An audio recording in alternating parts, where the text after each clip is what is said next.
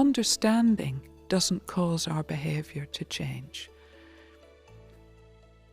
Spiritual knowledge doesn't cause our behavior to change. We need deep belief, unwavering belief. So if we have difficulties in believing Dharma teachings from the depths of our heart,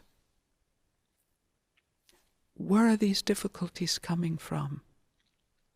You know, sometimes we look at others and we think they're so lucky, they've so much faith. And if we're thinking positively, we rejoice and we think, I would love to have faith like their faith.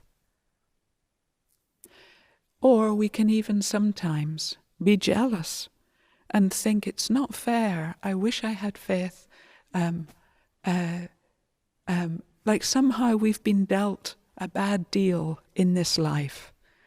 And that somehow faith is maybe, I don't know, part of our makeup, and that we just don't have that much. So we can all become deeply faithful. Like Geshe says, develop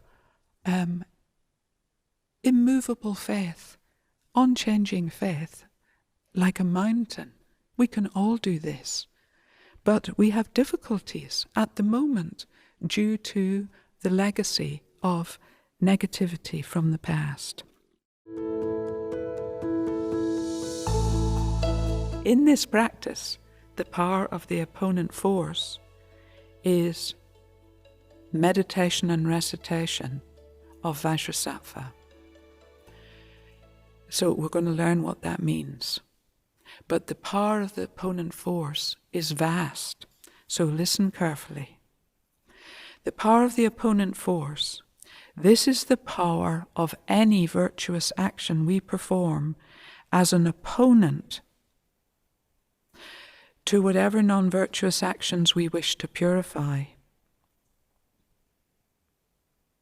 The opponent can be any virtuous action performed with sincere regret. So we keep the power of regret, we keep the power of reliance in our mind. They're like operating, manifest in our mind. And we add the power of the opponent force. Geshe says, for example, we can make prostrations. We can recite mantras, which is part of the power of the opponent force in this practice.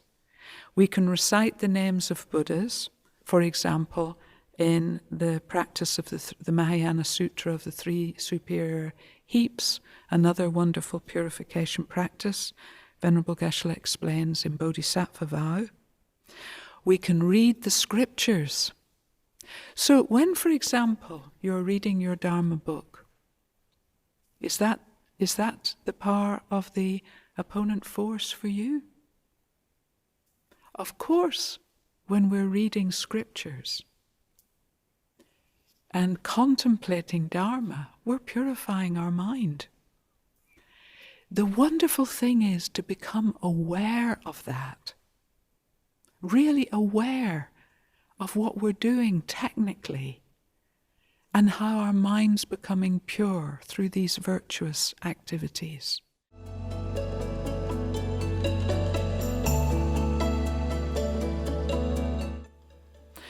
But the development of correct imagination, correct believing, is a very powerful tantric method. So that's the method we're using here as the power of the opponent force. We're using the scientific method of tantric technology. The development of correct imagination, correct believing, is a very powerful tantric method. So we're using our imagination so we recite the mantra as a request prayer.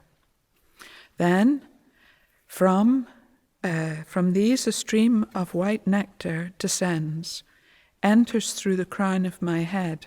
So we're imagining correctly. My whole body is filled with a stream of exalted wisdom nectar. Harness the power of your correct imagination to bring about your own enlightenment and the enlightenment of others, to bring about complete purity, pure land, pure self, pure activities, pure enjoyments, swiftly in this life.